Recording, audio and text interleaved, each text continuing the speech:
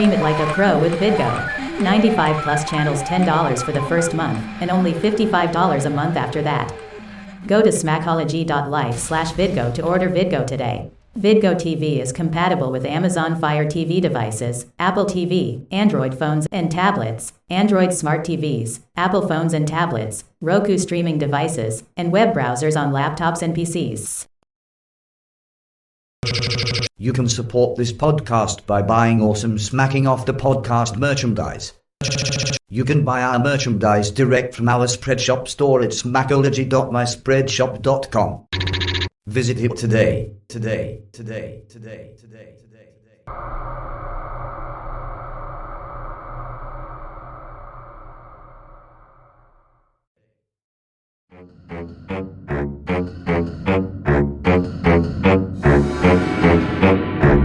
Smacking Off the Podcast.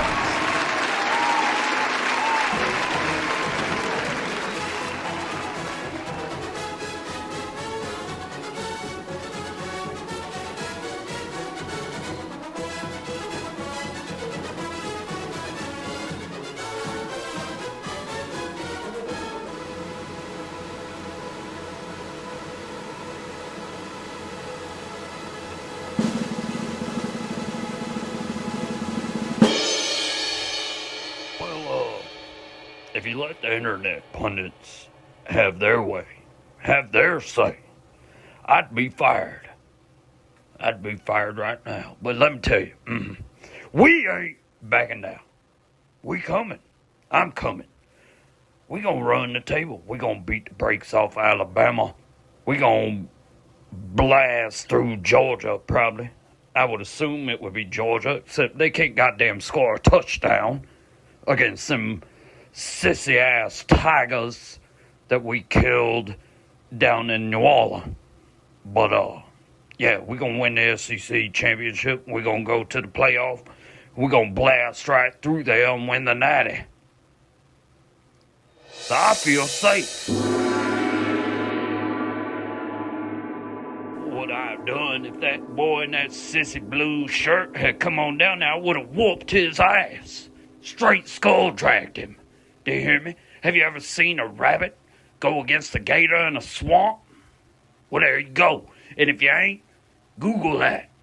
I would have whooped his ass. Well, my mama always told me not to kiss and tell, but, since I have completed my divorce proceedings, I guess I can go ahead and let this cat on out the bag. It was Shannon Russell. She's fine. Do you hear me? Good God. Shannon Russell just, oh man, she just does it for me.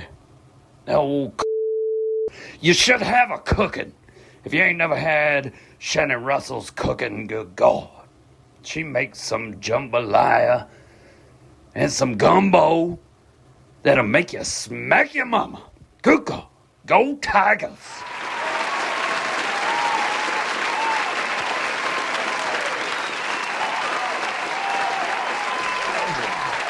In his boat, floating down the river, guy waves at Ed waves back, and he says something to the effect of, you need to win some more games or something like that. Just something silly. You know, and the guy was probably hanging out with his friends, and they're all, I mean, he's an LSU alumni. Obviously, he's a fan, and he's a disgruntled, angry fan over what he saw in that rather demoralizing UCLA win over LSU, who was heavily favored. Well, not heavily favored, but favored enough in the game to supposed to have won. Right. That didn't happen. That definitely didn't happen. And then to add insult to injury, now we have Ed Orgeron, who's already made the, sissy blue shirt comment, which, the internet is having an absolute field day with. Because again, I didn't know that there were different shades of colors that were, maybe pink, I guess, or, certain shades of purple. Prince definitely threw that one out the window. Yeah. But I didn't know that there were certain colors that were more manly than others. I mean, I didn't know, especially blue. I always thought blue was a boy's color. Well, Ole Miss is kind of odd. They've got like a really powder blue that they use, and then they got almost a black blue that they use. Yeah, they'll probably. I'm sure there'll be a lot of black and blue. Let's see, LSU and Ole Miss square up this year, right? Yeah, every year. Yeah, that's a division game. Don't think for a second that there won't be a lot of chatter about that. And plus, too, with the fact that Ole Miss should finally have woken up to the fact that Ed Orgeron just about screwed their program back into the dark ages when he was there for his short tenure, that maybe there can't be some revenge exacted. And I honestly believe that Ole Miss has the personnel to make that happen. In fact, there's a lot of teams that I see now that LSU was able to do what they did against, UCLA was able to do against LSU that have a really good chance against LSU this season. This is the same LSU team from last season. I'm sorry, it is. Yeah, and it looks exactly like it. So exactly like it. And let's not forget who LSU lost to at the beginning of the season last year. So all eyes are on UCLA to see if they're the real deal. I happen to think that this is a good UCLA team this year.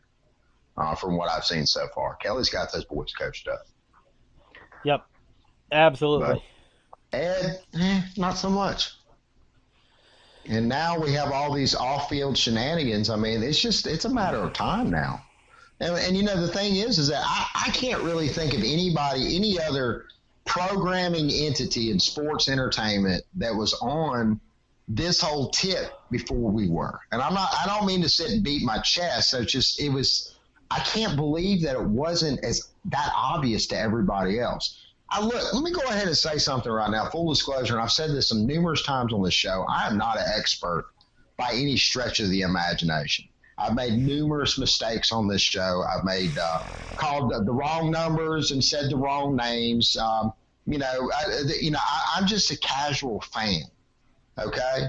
And look, there's a little salt that, as a Bama fan, I have toward LSU sometimes. We've got their old coach right now, just for starters. Yep. But, I mean, just from a practical sense, that nobody could see this train wreck coming because we've already seen it in the Southeastern Conference before when he was head coach at Ole Miss.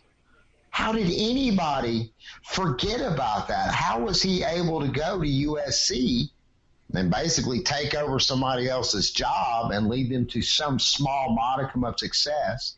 But even then, they knew. The folks at USC knew that he wasn't the right fit for head coach, and he got his little feelings hurt. So he goes off to LSU. Practically the same situation happens there.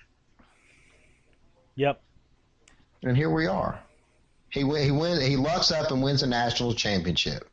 And the very first show that I can ever think of that compared him to Gene Chizik was this very show. Early on in last season. And now it's pretty much every single time you type in Ed Orgeron on Twitter, Gene Chizik's name comes up as well. Gene Chizik 2.0. And I'm sorry, and it's not because we're smart or we have our finger on the pulse or this, that, and the other. This was really you didn't really have to stretch your imagination very far to reach where we're at right now. No, it's pure voodoo. That's why it was so easy for us to see, or so easy for us to predict, because it was just so fucking obvious. It's pure voodoo. We use voodoo. No. The voodoo is being used against itself, and that's their head coach. They've got the wrong guy at head coach. They've had the wrong guy at head coach. He looks like the right guy at head coach, and because of that thick Louisianan accent, he sounds like the right coach. Yep. But on the field, I'm sorry, and now the wheels are starting to come off. And really, I mean, at what point? Because, it was cute after he wins a national championship and divorces his wife and shows up in bed with a blonde half his age. That was cute. Sorry. I'm not going to throw any shade toward his way. I mean, you enjoy the success. It's good to be king, whatever. Right. But, at the same time, we're not talking about a guy that works for the NFL or works for, a more adult organization. We're talking about a man who is in charge of kids, 18, 19, 20-year-old young men are fucking kids. You're right. We keep forgetting about that. And this is if he was a high school coach and got caught in a situation like that, he'd be gone. No doubt in my mind. I agree.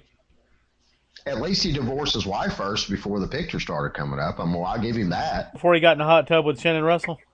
Yeah, you remember Rush Probst, right? Yeah. I do. Mm-hmm. They got some kind of documentary or something coming out on him. No, he's got a TV show. Got a TV show coming out again. Another TV show. Yeah, because this would be the second, yeah. Yeah. On a program that actually removed him in the middle of their filming. That Valdosta, Georgia. All right, we'll run down the big games this week because there's not a lot, and this is going to be easily done. I consider UAB at Georgia a big game. I do. What do you think? Look, man, I'm a huge Blazer fan, but I really am having a hard time getting too terribly excited about this. And I've heard everybody's reasoning, but I expect nothing more than Georgia to come out. And they may play flat, but they still have the personnel to win this game by more than 3 touchdowns. I mean, they do, but you just never know. I mean, they had no offense at all against Clemson, and UAB is going to bring some defense. There's no doubt about that. Oh, yeah. Right. UAB has finished the past several years in the top 10 in defense at the end of the year. So I don't know how big this game is or if it's just a lack of big games this week, but I will definitely be watching that one for a while. Yeah, absolutely. I mean, of course. That's my UAB Blazers. I really wish that was in the new stadium downtown. We'd go visit it. We'd go visit that one. Oh, Georgia! It'll take Georgia 10 years to come to that stadium. Yeah, I know. And UAB is going to have to win a few national championships. All right, another big game: Washington at Michigan. 10, 15 years ago, this would have been a big, giant, huge, massive marquee game because there's no way that they're going to show this game in prime time. What time is this game? Sorry, it's prime time, ABC. Shut the hell up. True story. I'm blown away by that. I really am. This is awful look at ABC, which, again, ABC is now tethered to the same Disney cord that ESPN is. So, I mean, this is, I don't know. It's almost kind of like ESPN is now dumping their shit games off on ABC now instead of vice versa. Yep. So, Oregon comes to Ohio State, and this is like, for us, this is going to be an 11 a.m. kick. So this is going to fuck with Oregon bad, and I don't think Oregon had much of a shot to begin with. What do you think? Man, that's going to be a cool thing to wake up to, though. I expect there to be some type of game here, but I mean, Ohio State's playing at that same different level that Ohio State. Alabama, Georgia, sort of sometimes. UCLA. Oh man, the thing is we're laughing right now, but remember when LSU had their championship run? Yep. And we just were in complete disbelief for like the first the entire season. There's no way in hell that this team, LSU, and Ed Orgeron, are you kidding me? They're going to win a national championship. Yep. And then Joe Burrow came out and Joe Burrowed it up. A completely different Joe Burrow than we'd seen. So, every team needs a Joe Burrow. Yeah. Fuck LSU. Yeah, that's kind of where we're at this year with it.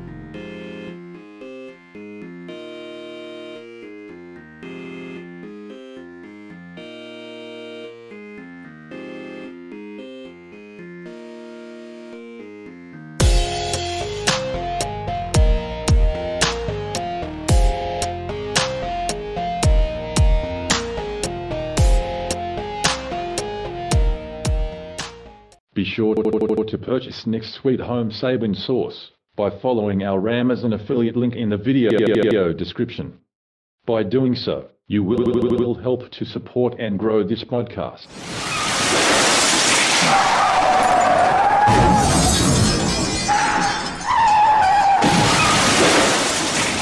Here's what I call this: Cy-Hawk for the ages. This is going to be the greatest game between Iowa and Iowa State in the history of the rivalry. Okay, I think it's the first time that both teams have been ranked, and they're not just ranked, they're pretty highly ranked.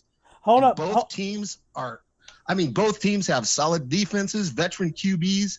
They have a physical ground game with 2 excellent backs. I definitely give the edge to Iowa State. I think Purdy's a little better than Petrus. I think Kohler is much better than Laporta, but Laporta's a stud too. The tight end for Iowa is no joke. And I give the edge to Breece Hall over Tyler Goodson. However, Breece Hall's been nursing an injury, so that could play a factor in this game. And Goodson, man, did he look good. If you were to just say, hey, who's going to win this game based on last week's performances? Everyone would say Iowa, no doubt about it, but there are too many other factors involved. This is a huge rivalry game. I wouldn't be surprised if Campbell purposely kept Kohler out and limited his playbook against Northern Iowa. As long as he got the win, that's all that mattered, just so Iowa State wouldn't have good film to look at. You know how much Campbell, he hates Iowa. And I'm giving him a little bit of an edge as a coach over Friends, but Friends is a 23-year vet, man. He's a stud. But on defense, I give a slight edge to Iowa, but I think in the end, 23-19 Iowa State. They pull it out back-to-back at home.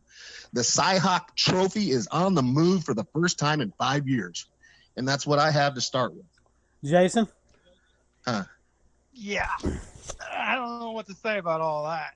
But Mel Kiper does have Hall right in front of Goodson Mel Kiper, that guy. As far as drafting next year's draft, both running backs he sees going, and Hall's the 3rd best and Goodson's the 4th best. Yeah. I don't know about all that. Can I ask you a question, though, Jason, really quick? What position will Mel Kiper be playing in this game? Well, no, I'm just telling you about the running backs. You said that they both are really good. That's just one guy's opinion. I mean, what you thinking about this? I mean, Mel Kiper's got some shit to say. We know.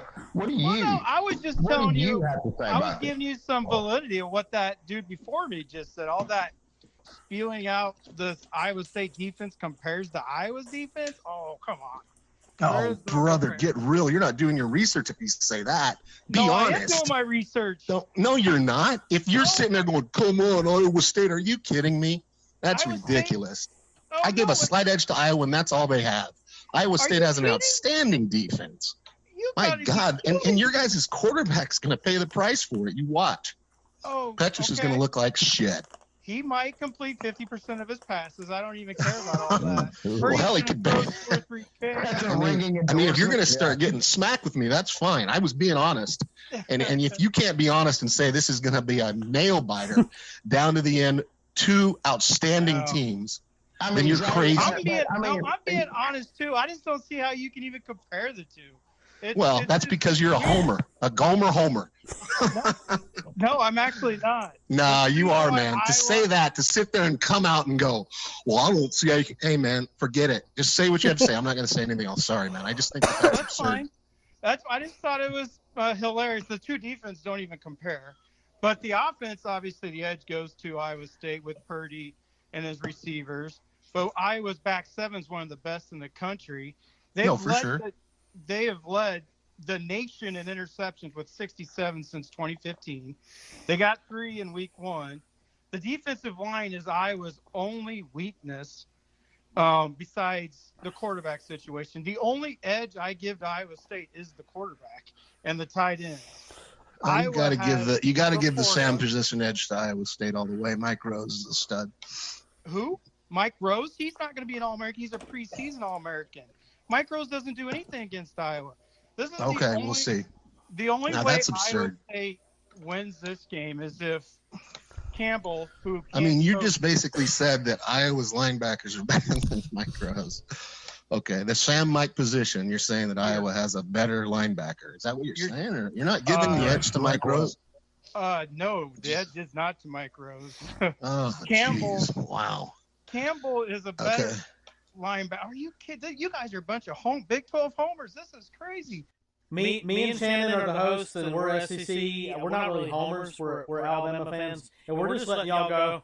And this is between you and Jay. Yeah, Jason. our team's going to win the national championship. We're not really worried about this game a whole lot, but I mean, it's going to be fun enough. No, I will. And from a personal standpoint, I don't care who's going to win. I just love the whole situation. I'm a huge Fresno State Bulldog fan. They're the only team I really care whether they win or lose. And I do root for West Coast teams, obviously, because the West Coast gets shit on miserably and people don't listen when you speak truth to them. Yes, we all know that in general they're the worst league, but people need to realize that there is a thing called reality. And there are teams that will and have and definitely will in the future come out of the Pac-12 and be very good football teams. Let me Whether or not they'll ever win a national title. Hang on, fellas. I want to clarify something really quick because the Pac-12 now has more teams in the top 25 than the Big 12 does this week. They're just throwing that out awesome. there. As they should. That's awesome. I love it. That kind of makes the Big 12 the garbage league of the Power 5, just throwing it out there. Hey, man, on a personal level, I can't stand the Big 12. Tim knows this shit. I hate it. I hate the fucking Big 12. Well, that's good. But this game is a whole separate entity. It's the only game I'm going to watch from start to finish. I think it's phenomenal that the state of Iowa. I think it'll be settled in the last few minutes of the game. I really do. With how Ferentz is treating this game, which is so interesting, he's always been so shy. He always downplays everything. But today he legit said that the Big 12 defense is not a common thing. I think Ferentz knows there's something special brewing in Iowa. I feel like he thinks the same thing I said coming in. This is the first year I have ever picked Iowa to win the Big Ten West. And I think Ferentz sees something that he has never seen since he's been there in 20 years with this Iowa team. This Iowa team is I haven't won the Big Ten. They're a damn good team. They're the best defense, one of the best defenses in the country. And if the defensive line shows up like they did last week, Iowa State's in for a hurting. I mean, it's going to be. I don't think Iowa State will be in for a hurting at all. But I definitely think it's going to be a dogfight between both teams. But neither team. If anybody gets blown out, it'll be Iowa. But I don't see it happening. I don't. It's going to be a turnover game. It's going to be a turnover game. I think that if unless it's in the Big 12, look at his record outside the Big 12. Look at his record against Iowa. You know why? He has zero patience. Well, you can't. We're not talking about the past in this series. We already know the answer to that. We already know. Iowa is so dominant, it's not even funny. I'm talking about Campbell in general against Louisiana a year ago. I'm talking about Campbell against UNI when they went to overtime. And they had. That's great. That's great. I think that's to his advantage because that guy has something to prove beyond what you and I can even imagine. Right. And I think he's intelligent enough and a good enough coach to take on that challenge and meet it. We will see. I'm not saying it's not. I'm not saying that this is a slam dunk. I'm just saying that I think Iowa State wins 23-19. What's your score and final? That's a good pick. I have Iowa winning 24-17. But the fact that you didn't have Iowa State scoring more than 25, hats off to you. Oh, no, man. I respect the hell out of the Iowa D. I know how intense they are. I was in Vegas and I was betting this game. I would definitely, no doubt about it. What just happened here? Nothing. Uh-oh.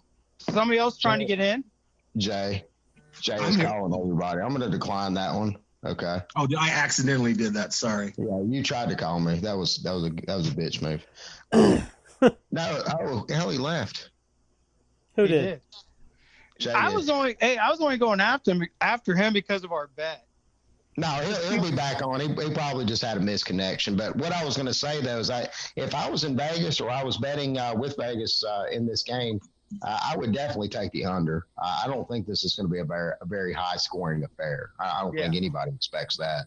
And for one team to suggest that one team might blow the other team out, that's.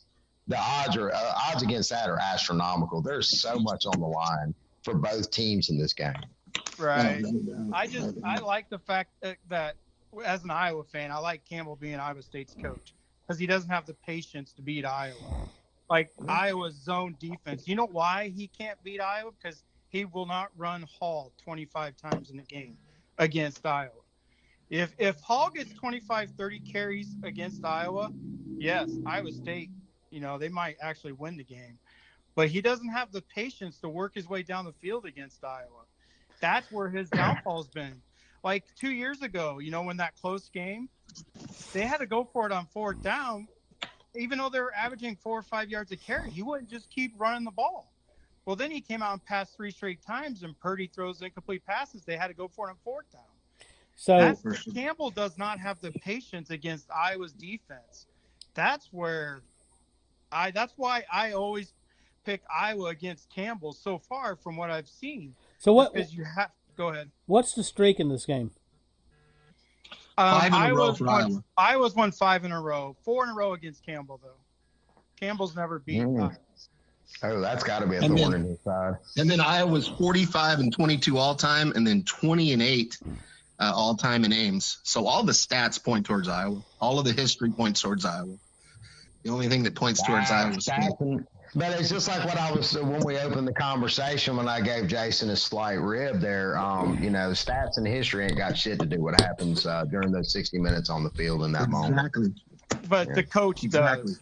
The coach is true. And that is, now, again, though, after 4 losses, though, don't you think that Campbell would probably try to approach this game differently now? I haven't seen it. I need to see proof that he will. I have yet to see him change his approach to Iowa since he had that one quarterback. The very first time he played Iowa, I can't remember the dude's name, but he left Iowa State for personal issues. He could torch Iowa's defense. Like, he legit put up 40 points. Iowa beat them like 44-41 in overtime. That was Campbell. God damn it! Campbell's very first year. What? And that quarterback left. Doug? Yeah, I got spaghetti on my Tom and Jerry shirt. Oh shit! I thought you were like, oh, I didn't record this, and we've done all of this for nothing. We've just God damn it! Spaghetti right on fucking Tom's head. Here's 6 things that you can do to help support this podcast. Like, share and comment on our videos. Buy our merchandise. Use our affiliate web links to buy great products and services from our affiliates. And tell others about our podcast.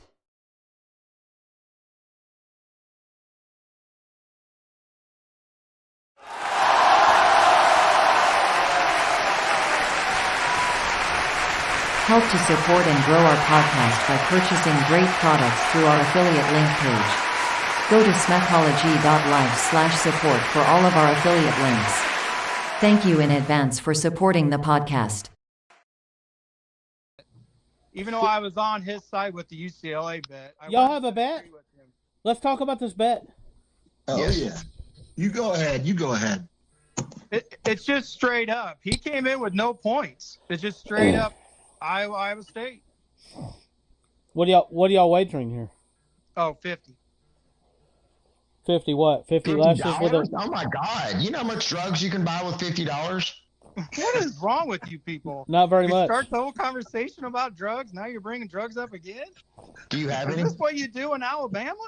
Hell yeah, man! Haven't you read the news? We got Alabama man down here. Y'all think Florida man? Everybody talks about Florida man, and all Florida man is just pull the shade off of Alabama man. Alabama man's way worse. Way worse. Dude, crazy. You've seen the news. It's true. We Hey, Jason. I've never done a drug in my life. It's a Jason. thing. And I don't even drink. Jason, are you jumping on Colorado plus the 17.5? Yes. Yeah, me too, man. Interesting. I saw you ask a few questions about injuries the other day, and I was like, wow, I'm on that game too. Interesting. Because a lot of people that game is it got me right when I saw it. And actually, there's a lot of games this week that got me when I saw them. I couldn't believe it. That's why I made the comment. I don't know if you guys saw it, that Vegas must have made a lot of money last week on UCLA because this week they got a lot of easy ones. Yeah. No shit, and I'm sure y'all have heard this a lot, but Vegas only makes money when they get equal betting on both sides. And that's what that line's about. That line, right. they adjust it until they get people to bet equally on both sides, and then they they don't gamble. We gamble, they don't fucking gamble. Yeah, right. Yeah, the house always wins. It's all about making money. Absolutely. Has anybody heard the rumor that we're fixing to start here in a moment about Matt Campbell possibly going to LSU when Ed Orgeron's gone? Yeah, he's not going. He's not going anywhere. His wife won't let him. No way is he going to LSU. Just to let you know. Warmer in Louisiana. I'm just throwing that out there. It is so warm there right now. How warm is it in Iowa? His wife already came out and said he's not going anywhere until their kids are older. They're not going to be moving around as long as Iowa State will have them. LSU's got plenty of money that would probably change any rational person's mind. I don't think he's going to LSU, man. But I think he could go to USC. Well, think about Kirk Ferentz at Iowa. Kirk Ferentz at Iowa was the same thing. The NFL wanted him bad in the early 2000s. His wife said no. Well, then he stayed. Iowa State came at Campbell, asked him what he wanted, and he said, well, we live in Ames. I need $3 to $4 million. That's a lot of money in Ames, Iowa. They gave him $3.5 million. Like, that's what his wife wanted. So, I would be shocked unless they come at him with maybe $9 million or something, and his wife's like, okay, but they're family. Like she's a family person. She doesn't want her kids going to 20 different schools. How much more of a family person can one be, though, if they're, like, let's just say offered, like as you just suggested, $5.5 million more? I could definitely readjust my views on family. Yeah. Like Kirk Ferentz still only makes $4.5 million a year. Y'all have all heard the term. But Kirk Ferentz and Matt Campbell are on two different levels. I mean, Kirk Ferentz is a great coach, but he's not well known. Campbell's already well known, man. And I think that he's a pretty hot name right now. I think that remember Kirk Ferentz in the early 2000s when the NFL wanted him bad? No, I do. They were wanting him but a lot of people don't. A lot of people didn't even know that. You know what I mean?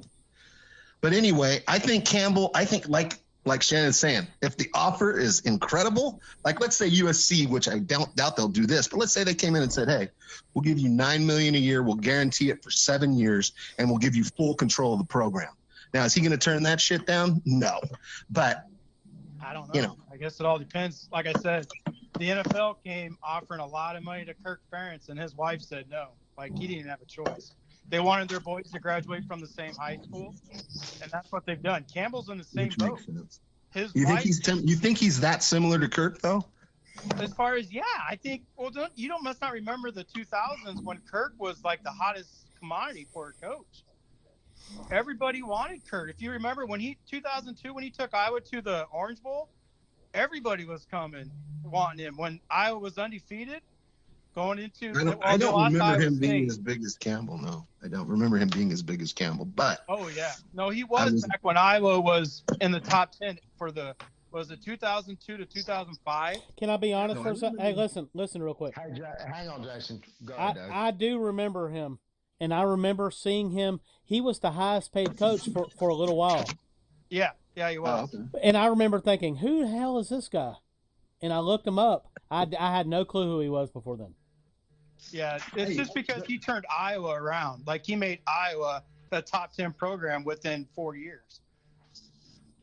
That's a big I'd be deal. willing to bet that freaking 30% of the members in Frenzy don't even know who Kirk Ferentz is. That's how stupid people are in general.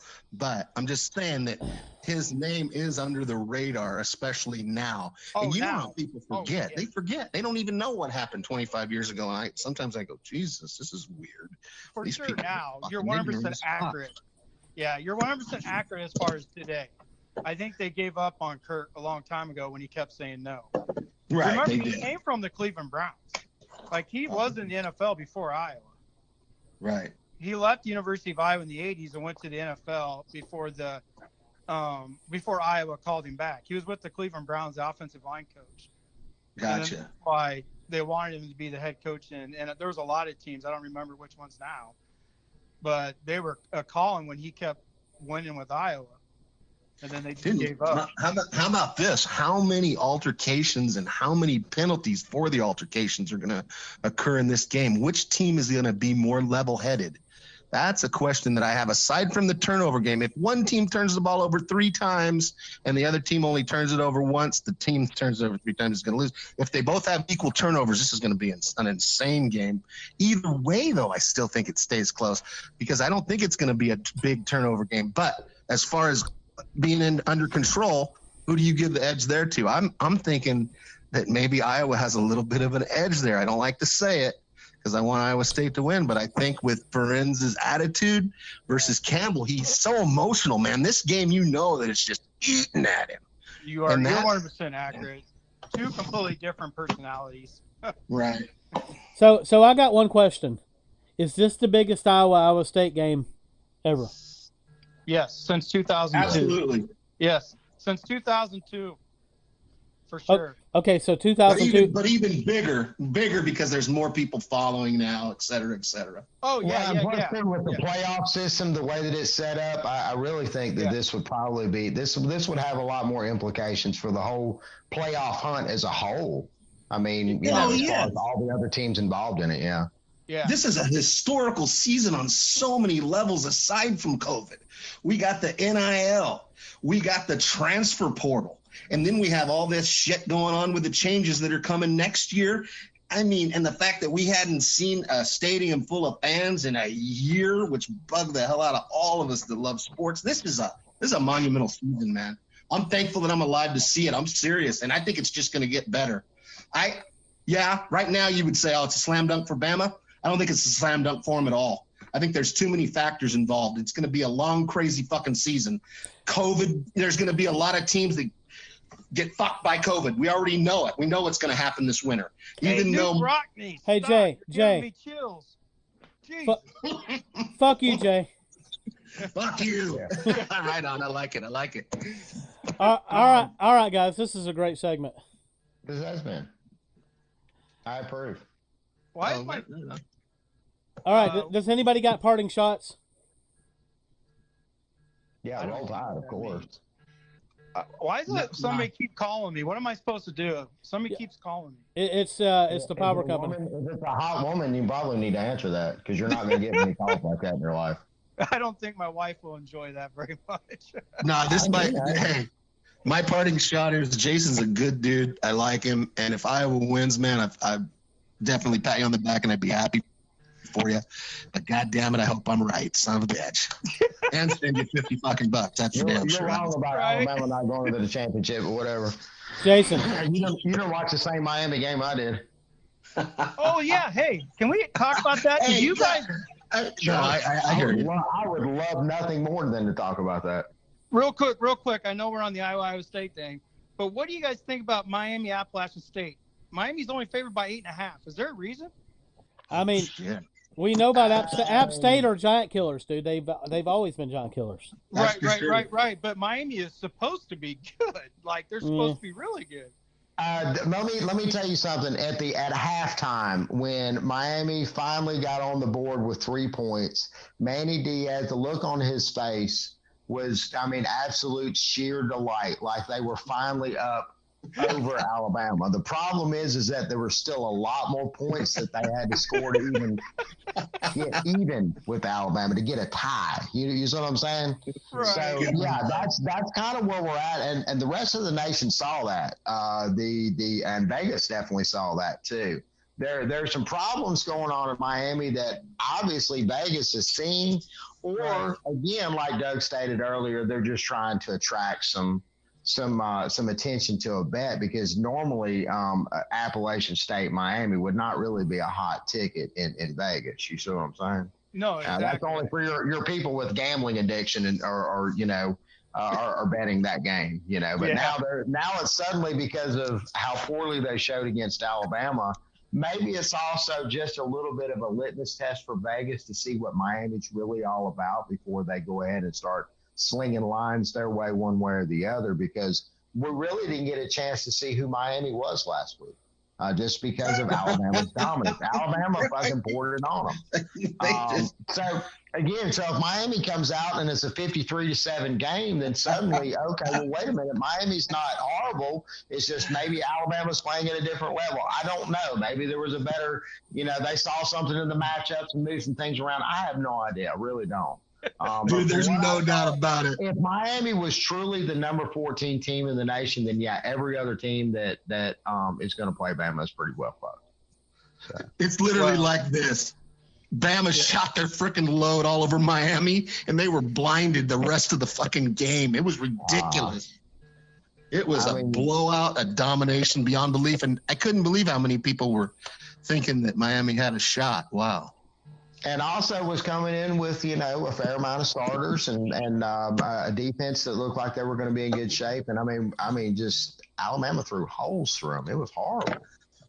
Yeah, man. If Bryce can stay healthy, that's the biggest thing. It would suck to see him get hurt and be done.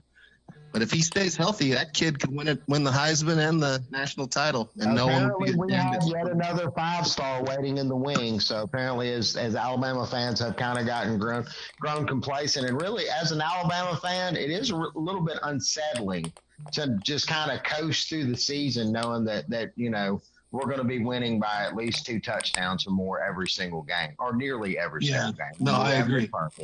There have been some surprises along the way, but and there might be a surprise along the way too. A lot of eyes are on the Ole Miss right now with what Kiffin's putting together there. He's actually looks like he's got a decent team, like maybe the return of the Hugh Freeze era at Ole Miss, which as an Alabama fan concerns me just a little bit. Jason, you got a parting shot? Iowa State. 23-19 Iowa State. They're 24-17 Iowa. Iowa State's bringing the Cy-Hawk Trophy to Ames. Smacking Off the Podcast would like to invite you to stream the podcast weekly at one of our streaming platforms. You can find us at facebook.com/smackology. Also at the Smacking Off the Podcast Facebook page, just search it on Facebook. You can also find our latest podcast episodes at youtube.com/c/smacking off the podcast. Tune in each Friday at 9 p.m. Eastern for a new episode.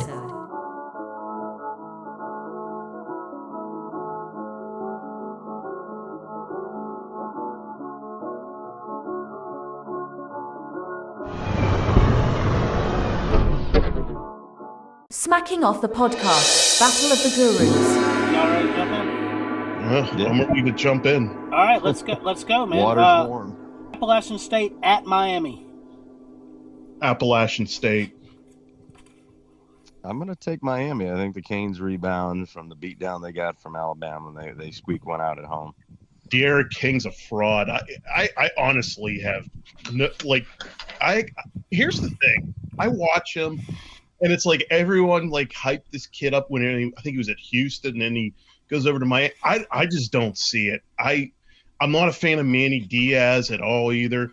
I think Appalachian State's gonna take the Canes to 0-2.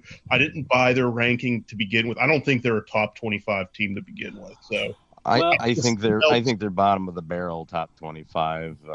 But if they don't win this game, they certainly won't be. But I think they rebound. I think Appalachian State's the pride of the Sun Belt. So I think they're showing like some of these mid-major schools are better than. Isn't Coastal? I thought it was Coastal. Coastal's. I think Coastal's right there too. I'll take Appy State right over them. I think it's you can make a case for either, but. Well, I definitely hope that Miami is a decent team. Oh, that would hurt your SOS, but you're Alabama, so I would feel better if they were a top 25 team. At worst, Alabama would be number 4 in the CFP. I'll say this though, the pride of Fairmount, when his Mighty Tide isn't in doubt of getting in that CFP, he slicks that hair back. It's that pink or houndstooth blazer, makes his way to Atlanta for game day, and he politics like the great Bear Bryant did. So I don't think you got a whole lot to worry about. Well, I don't know. It's I don't think they have a lot to worry about until they play Georgia in December. I don't think they have to worry about this year at all. I think they're just going to Georgia's the only team, but if Georgia just falls apart, becomes like a MASH unit team like they were a few years ago, I don't think they even still have anything to worry about until college football playoff time. All right, guys, here's the game of the week. Just kidding. Pitt at Tennessee. Go Vols. I agree with them. I think Tennessee wins this game. It's in Knoxville. Big crowd will be there. I'm not sold on Pitt yet. They're outside of Clemson, they're probably the best of the ACC, which isn't saying much this year. So I like Tennessee, even though they're a home dog. So give me the home blue tick hound dog in Knoxville. I hate Pitt, so it just goes without saying. All right. Well, that was easy. Texas A&M at Colorado. I think Colorado gives them a scare, but I'm taking A&M. Yeah, sentiments exactly. I think this is a neutral field game, if I'm not mistaken. You know, I don't know. It says versus as opposed to at, so I'm not sure where this game is exactly being played. I think maybe Jerry's World or else at Mile High. You're right, it is versus. I still like A&M to win this game. In Denver. You know, not by a lot, but it's at the Broncos Stadium, so I'm taking it. I think you'll at least draw. A&M didn't impress me last week, and I just think. I mean, I do think they're better than Colorado, and they'll will their way to win. But it's going to be one of those games where Colorado just keeps it close. Closer than it could. If for A&M to be hyped up for what they are, they should just go and curb stomp the Buffaloes. But I just don't see it happening. I see maybe a 10-point game tops. Yeah, I think this is a grinder for A&M. It's not going to be pretty, but they put them away late, make it, like you said, like 10. I feel like this is an interesting one. Kind of anxious to see what you guys think. Texas at Arkansas. Go Longhorns. Yeah, I agree. I think Texas is going to win the game, but this is the first time they played since 2004, an old Southwest Conference rivalry, soon to be a new Southeastern Conference rivalry. But I'm just not sold on Arkansas just yet. Much like A&M and Colorado, I think this game, I think Sam Pittman will have the boys. I think that's the coach of Arkansas. Yep. And I think he'll have the boys riled up, and I think they'll keep it close. But I do think who's the running back for Texas that had a monster week at Louisiana? Bijan Robinson, I think. Yeah, I think he's going to be the difference maker here. Yeah. I like him a lot. So, and I like Sark there. I know they didn't just crush it last week, but I think he's got them turned around in the right direction. So I think they win the game. You know what? I have high regards for Sarkisian. I mean, I liked him better than Lane Kiffin when they were the tandem at USC. Yeah. I honestly thought he was going to be the next big thing for Washington. Then he ran into personal problems. And then went to Alabama rehab twice, and I think he was good. I think he was a good. I honestly thought he was a good coordinator in the NFL. I mean, I enjoyed the fantasy weeks Matt Ryan and Calvin Ridley gave me, but I think Texas has a good coach here, and I think it's only a matter of time before he gets them turned around. If he doesn't do it in Texas, he's never going to do it. You're right about that. Yeah, that's the truth. All right. Got the Wolfpack of NC State heading to Mississippi State. I'll always go with Mike Leach, Mississippi State. I love the cowbell. Give me the cowbell. If cowbell's pumped up, first I think home game of the year for them. They're riding high off the World Series college baseball win. NC State, even though they blew out somebody last week, I don't even know who the hell it was. I don't care. I'm not buying them, and I'm not buying the ACC this year. Give me the Bulldogs. This is the only SEC matchup I think I've got in here that's completely SEC. Missouri at Kentucky. Good. Kentucky. Robert Arthur's team. Yeah. Kentucky. Offensive line. State. Yeah. Pound them. Yep. All right. Now, there was a time when this game looked all right on paper, I guess. It looked all right on paper enough for ABC to sign it up as their primetime game. ABC is going to start asking how soon can they start flexing these games, much like the NFL started doing after Monday Night Football started getting shitty. What's the game, Doug? Washington goes to Ann Arbor to play Michigan. You know what? I've been saying it all preseason. I don't care what happened with Montana last week. I'm going to ride and die with Bruce Martinez, and I'm going Purple Rain. I'm taking Washington and Ann Arbor. Sir, I disagree. I think Harbaugh gets this one. I think there's a lot of chaos with that Husky program. For one, I don't think they're starting the right quarterback. I could see Heward coming in maybe, but here's my thing with Michigan. Even outside of my feelings through the preseason, I think losing Ronnie Bell week 1, that's rough. And he was like their lead dog at receiver.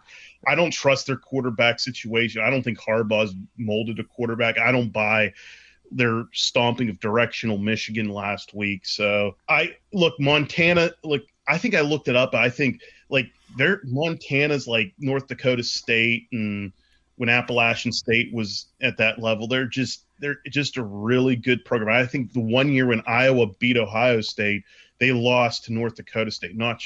It's right around that same time. So I don't take too much stock into it, but it is alarming. I'm with you, Sean. You're more closer to the situation than I, but I think what's their coach out in Washington, Jimmy Lake? Jimmy Lake, yeah. Yeah. I think he'll have the guys route up. I don't buy Michigan's buying into the Michigan hype. I think the ESPN S&P has them now at 7. I'm sitting there going, I agree it's a little too high, but I will say this about them. I didn't take much about them beating the Fighting Broncos out of Kalamazoo, home of Bell's Brewery. If you're ever in town, get a Bell's. Yep. Great beer. Agreed. But I'm not totally sold on, but I will say this. I don't care outside of, the few Big Ten schools and every now and then us, Notre Dame. It's hard as hell to win in the Big House. It really is. And I especially coming from the West Coast, they are lucky that's going to be a night game. Thank God, and not that big noon. Oh, if it was noon, it'd be a 9 a.m. kick for those boys. But I still think it's going to be just a little too much. I think they lose late by like a field goal. I think it's a grinder, slummy, sloppy kind of game. But I think Michigan kicks a field at the end to win it. I'm with you, Sean, but I think it's purple rain on the other side, so we just disagree on who comes out on tops, but similar styles. I've got to give my opinion on this one. Hellacious red flag scoring 7 points at home against an FCS school. That's all I'm saying. I get it. It's bad, but guess what? I don't buy Michigan, so. Oh, I don't either, and I won't buy Michigan even if they beat. No, yeah, neither Washington. do I. I mean, they're easily going to lose 4 games in the Big Ten. Yeah, I have them probably between their floor would be 7-5, and their ceiling is 9-3. So they're not beating Penn State. They're not beating Penn State. They're not beating Ohio State, and I think they got Wisconsin, and I don't think Wisconsin's going to drop to them. So I think those are your at least minimum 3 losses. And they might, little brother might give them fits. This is definitely the game of the week. The Holy War. Utah at BYU. I'm taking the Mormons. Beehive boot. I'm taking BYU. Wow. I'm going with the Utes. I like the Utes. I think they're going to sneak up on people this year. That defense, again, with our guy out there. Oh, his name is escaping me. Whittingham. Whittingham always seems to put together just a pain in the ass of a defense. He's a great coach. Urban Meyer disciple has really kept that program consistent. Holy War, I'm always pulling for BYU. And like I said, even though they sent Wilson to the Jets this year, in the draft this year, I just feel they always got somebody there, and I can't remember their coach's name. It's a long one. I know that. But yeah, I do like BYU. All right, so here's another rivalry game, and I don't even know what they call this game, but Iowa Cyhawk. It should be the Corn Bowl or something. I don't know. Yeah. But then Nebraska would probably get offended, but who are they? Yeah, exactly. Iowa at Iowa State. We all know Tim Bailey wants Sean and I to pick, but you know what? Iowa always seems to find a way to beat Iowa State. I know Iowa State got off slow last week, but you know what? I've watched some crazy games in this rivalry, and Iowa's always pulled out. Even when Iowa State's been a better team, I'm taking the boy from Upper St. Clair, Kirk Ferentz's Hawkeyes. That's so. And the number on this game is Iowa State 4.5, which is just a dog shit number. That's a terrible number. They're a little bit better than the home team getting the field goal, but Kyle's right. Iowa always, what are they on, a 6-game winning streak? Yep. The last couple of years, Iowa State's been favored to win this game. 2 years ago, and Mac Brooks, the queen of Family Smack would probably tell you, I think Iowa State had the lead, and then there was some, they had to just simply punt the ball, and an Iowa State player, I think, contacted it. I mean, Iowa punted it, and the Iowa State player just had to get out of the way, like kill, run, and then all of a sudden they bumped into it, and Iowa got the ball and went with a go-ahead score. I mean, this rivalry, Iowa just has. So I completely agree with you and Mac Brooks with everything you're saying, but in the words of Chris Berman, not so fast, my friend. Or Lee Corso, excuse me. Not so fast, my friend. Are you holding a pencil upside down with the erase? I got the Ticonderoga pencil upside down. I'm ready to don. I think his name is Cyrus, the Cyclone, the Red Bird or whatever. Mm-hmm. I'm buying into Matt Campbell. I know they started slow last week against Northern Iowa, but Northern Iowa always seems to whatever play them. Oh, Northern Iowa is always tough, even for Iowa. No, so I'm going with the Cyclones. I think this is the year. I'm gonna buy into them. I'm gonna ride or die with the Cyclones in this one. Finally, they get the monkey off their back and slay the in-state dragon that is Iowa. Here's the final game. In this game, to me, it's a great marquee. It's a great marquee. This should have been the prime. This should have been the prime time game. I still got a feeling that it's not going to be that great of a game, though. I don't know why. It's not. But it's probably, of this list that you put together, it's probably the best of the day, I think. And giving it a noon, so the Duck fans they're gonna have to get up early, start your tailgate at 6 a.m. For a was it noon in the east, so that's 9 a.m. on the left coast out here. Yeah, that's an early start for them boys. Ohio State, big. They shook off the little bit of rust they needed to in that game in Minnesota, which very opportunistically was on a Thursday, so it's like a little bit of a mini bye week there built in for them. Oregon played on Saturday, struggled a lot with Fresno State. Tavon Thibodeau got hurt. And Thibodeau got hurt, which they needed him huge, healthy for this game. Yeah. I completely agree with Kyle. Ohio State, they roll.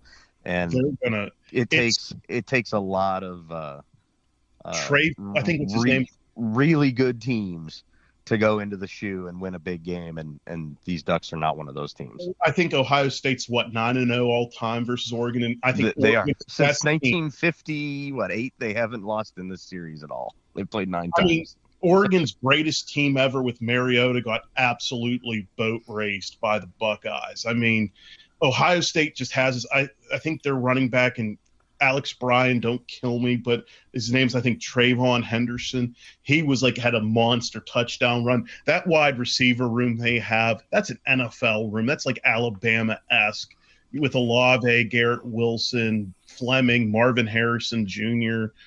There's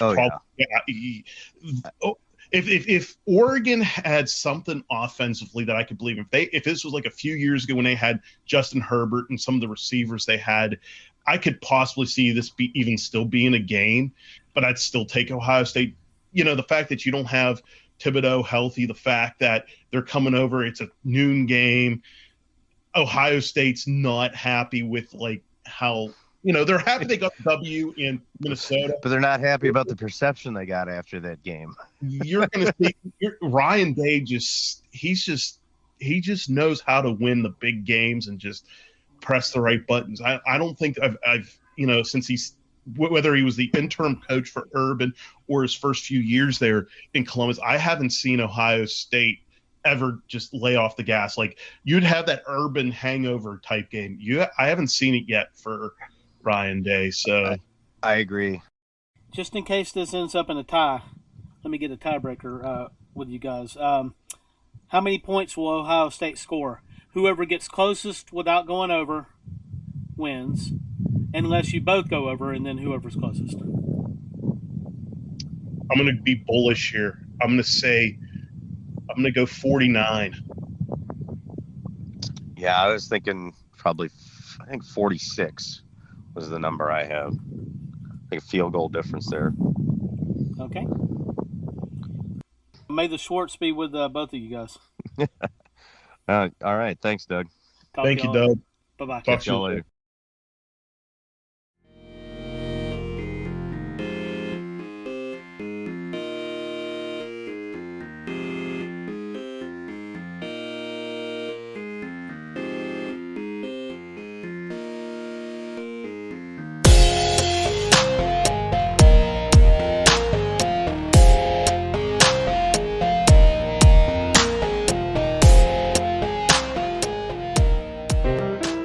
Non più tra i farfalloni amoroso, notte e giorno di torno girando, delle belle turbando al riposo, Narcisetto d'amor. Delle belle turbando al riposo, Narcisetto d'amor. Welcome, college football fans, to another weekly installment of Congratulations, you lost, and your team is accidentally. Please welcome our resident psychology ST Timothy Bailey. So before anything, I do want to say that Lincoln Riley almost found himself on this list this week. It's becoming far too often that Oklahoma has built up leads against inferior opponents and given up those leads. And last year it cost him a game against both Iowa State and Kansas State. And then obviously in 2019 it happened quite often again with Jalen at quarterback. Before then, the last time it had happened was Georgia, and that's kind of a bit of a special circumstance. Not that it makes it any less tolerable, but Lincoln's got to do something, because something about the team isn't understanding that football is played for 60 minutes when they play these inferior teams. What's crazy is you get to November and this kind of stops happening for Oklahoma. So obviously it's a mentality issue, so they're going to have to get that figured out. Jimmy Lake. We'll start things off with Jimmy Lake at Washington. So Lake was supposed to be this guy that, and I quite frankly fell for it myself, was supposed to be this guy who would do a great job replacing Peterson. He'd been a longtime defensive coordinator under Peterson. We were kind of expecting, especially with UW's talent, they have, a top 15 team in terms of talent according to the 247 composite, where they won 2 Pac-12 championships and went to the college football playoff. However, it's very clear to this point that Jimmy Lake isn't getting it done. It's not just losing to an FCS program, and Montana is a good FCS program for those who don't follow that division of football. It's only scoring 7 points against that team as well. Yep. At home. I mean, it's a totally embarrassing. And I lived in Washington. I went to high school up there. I think this is more embarrassing than the time they went 0-12, quite frankly, because this team is very talented. This team has multiple high-rated quarterbacks on their roster. This has got to be one you figure out and win. Not only just, it's one thing to look bad your first week, and still win, right? But it's another thing to lose. And quite frankly, scoring only 7 points is inexcusable regardless of what week it is. I do give a lot of people passes in week 1, but I can't give a pass to losing at home to Montana when you have the talent that Washington does. Did they put all their eggs into the Michigan basket and not really worry about Montana? Well, you have to think that that's probably the case. But I feel like you should be able to play your base defense and your base offense and score more than 7. And their defense did their job. I mean, they only allowed 13 points in the game. Right. I mean, so offensively, there's some serious issues. And quite frankly, it's an inexcusable loss. It's the kind of loss that I would look deep and hard about firing them immediately. Like, there's not a lot of knee-jerk reactions from me for week 1. You guys know who I am, but I would seriously consider firing Jimmy Lake, because last year wasn't acceptable either, and I gave him a pass for COVID.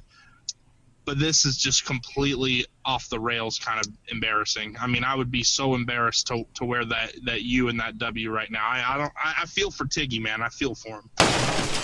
Ed Orgeron. So for me, Ed Orgeron comes on this list this week not because they lost to UCLA, but this is a culmination of several factors. Over the offseason, talking smack to a guy who thought was shit talking him on a boat who turned out to be an LSU booster. threatening a fan who was heckling him in the stands. I mean, it's just clown show, and then they lose. And you know, the way they lost was very anti-Ed Orgeron. Because the one thing you can say, whether you think he's a good coach or not, which I'm not, you know, I'm not a big fan of Orgeron as a coach. His teams usually play extremely hard. They play with effort, and they're physical as all get out. And that was not the case against UCLA this weekend. They were not physical. They got completely outmatched on both lines of scrimmage by UCLA, a team who is viewed as a finesse team. And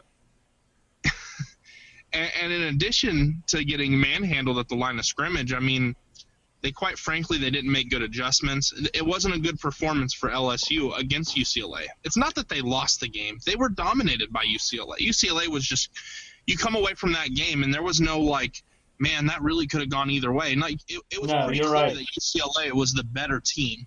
And it felt that way from about the middle of the second quarter on. Even though LSU temporarily had the lead at times, it never felt like it was a sustainable set of strategy for LSU, because Max Johnson was under pressure, and I'm going to give props to that young man. He is tough. Max Johnson was under a ton of pressure. They couldn't run the ball effectively. They couldn't stop the run against Charbonnet. I mean, I remember all the LSU fans telling me, well, they're not going to be able to run the football very well against our front. So, you know, DTR, who was completed 50% of his passes last week against Hawaii, is going to be in for a tough time. Well, it turns out UCLA was able to run plenty, and they were able to throw plenty too. Yep. So, you know, for me, Orgeron deserves to be on this list. And then in addition, you know, I named all the petty stuff, but this offseason, what we're finding out about sexual assault allegations, Orgeron is on very thin ice. Paul Christ. So the third and final one on this list is Paul Christ. And there's a lot of reasons. Paul Christ, I know he feels like the most under-the-radar successful coach in college football. He's the head coach of Wisconsin. Listen, it's 2021, fellas. You got a quarterback in Graham Mertz who could be an NFL prospect, okay? He was one of the top-rated quarterbacks coming out of high school.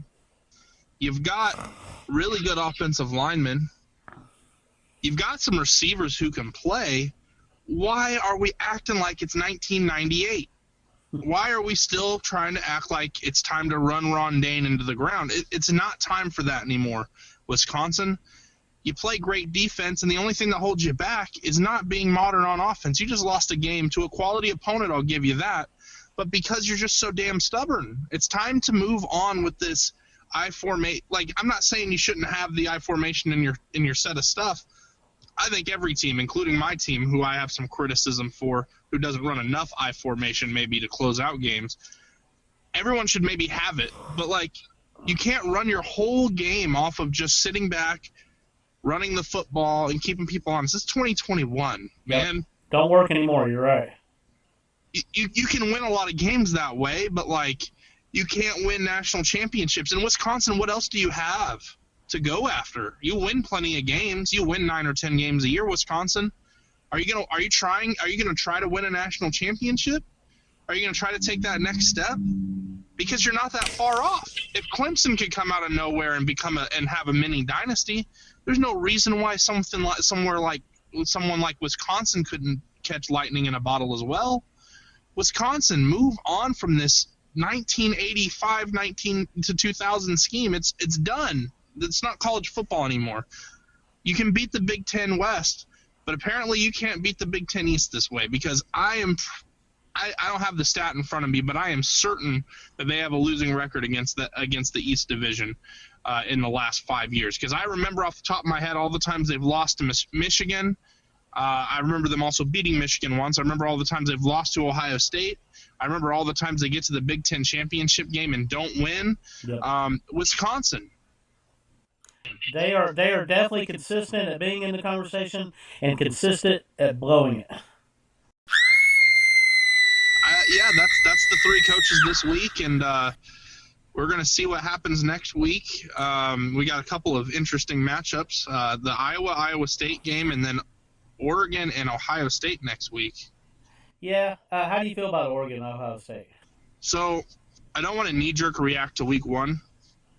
Oregon struggled against Fresno State at home. Fresno State also is one of the better group of 5 teams this year. And in addition to being that, they also had a game under their belt, whereas Oregon was playing their first game. So I'm going to give them a pass for their performance against Fresno, because I pretty much am giving anybody who won a pass in week one, because as we've seen, as long as you win, it doesn't mean a lot. Troy almost beat Clemson in 2016 when they won the title. Yep. It doesn't matter down the road. However, to me, Ohio State, aside from perhaps Alabama, and I say perhaps because I don't think it's that clear cut, Ohio State has the most talent of anybody in the country aside from perhaps Alabama. They are so talented. They are so deep.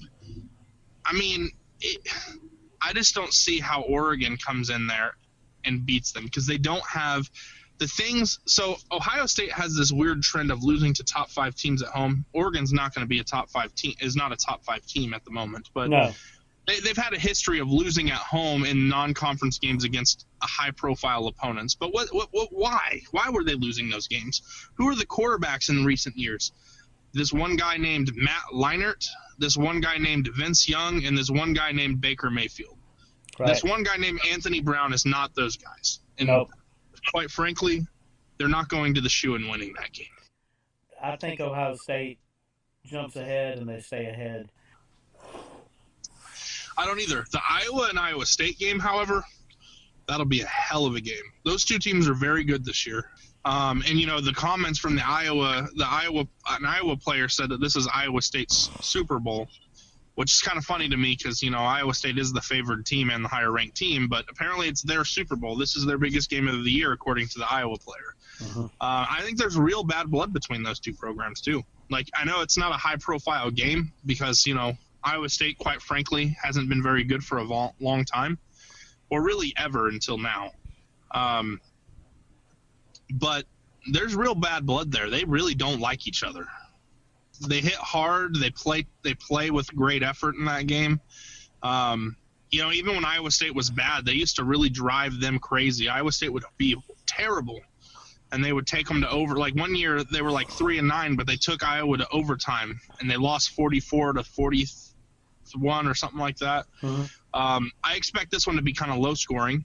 A lot of people haven't been paying attention to Iowa football, and they've quietly put together a couple of quite a streak of defensive games. They haven't given up more than 24 points, I think, since like the middle of the season in 2019. So It's been quite some time since they've been one of the best, defenses in college football. Yes, we know what kind of opponents they play in the Big Ten West, but it's still impressive nonetheless to not give up more than 24 points in 2021 in college football.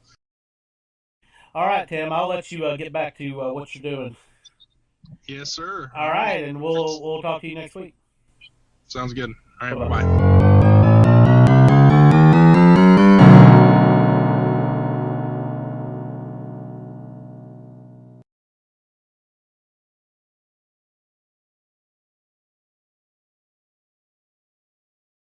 Here's 6 things that you can do to help support this podcast.